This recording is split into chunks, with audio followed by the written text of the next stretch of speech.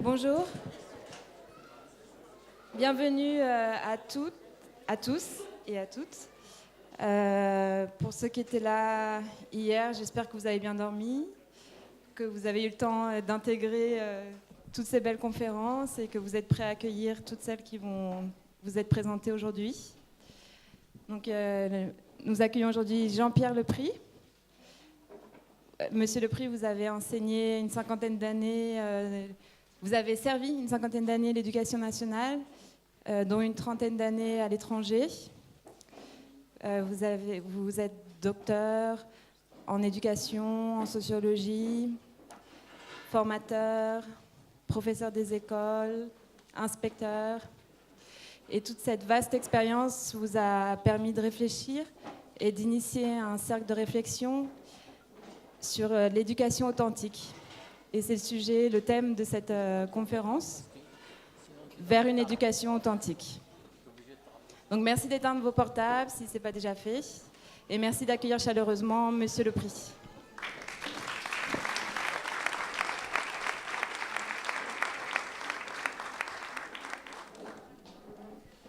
Je vous remercie d'être présent. Je ne m'attendais pas à autant de monde.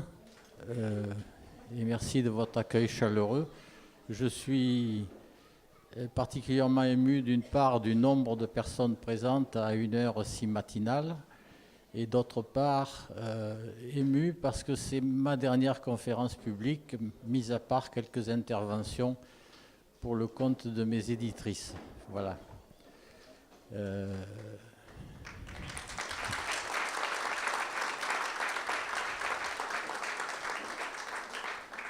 Alors, je ne sais pas que vous dire, je ne suis pas conférencier. La seule chose que je sais faire, c'est de parler de ce que je vis ou de ce que j'ai vécu. Et donc, je ne récite pas, mais je fais le récit de ce que je sens, comprends. Et c'est ce que je vais faire encore aujourd'hui. J'ai néanmoins sélectionné deux idées principales qui me semblent importantes dans le cadre qui est le nôtre ici. Et ensuite, en fonction de vos questions, la conférence, entre guillemets, continuera selon vos intérêts. Bon, la première idée principale, qui a été la mienne pendant une cinquantaine d'années, c'est que éduquer et apprendre sont les deux faces d'une même médaille. Et je me suis rendu compte hier, à l'occasion d'un débat ici même, que c'est quelque chose qui est très prégnant. Et il n'y a aucun reproche là-dessus, puisque moi-même, pendant 50 ans, j'ai pensé ça. Hein.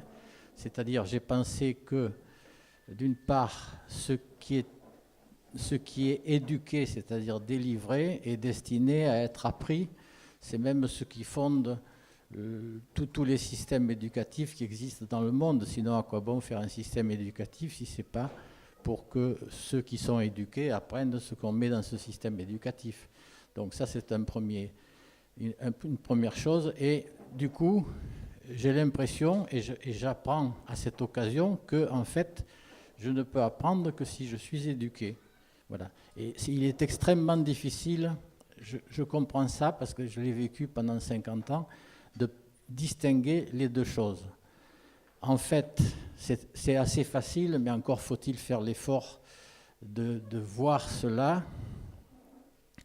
J'ai été éduqué à l'école, on va prendre le cas de l'école, mais le mot éducation pour moi dépasse très largement l'école. Mais j'ai fait peut-être une quinzaine d'années à l'école, et si je fais le bilan de ce que j'ai appris à l'école et non pas pendant mes années d'école, il ne reste pas grand-chose. Hein. Je sais que si je devrais repasser le bac, que j'ai passé péniblement, je ne l'obtiendrai pas maintenant. Voilà. Donc, en fait, ce que j'ai retenu, c'est vraiment bien peu, et en tout cas, ça ne valait pas 15 années de ma vie. Voilà. Donc, en réalité, ce que j'essaie de montrer, c'est que ce qui est éduqué ou enseigné n'est pas nécessairement appris. De la même manière, j'ai appris beaucoup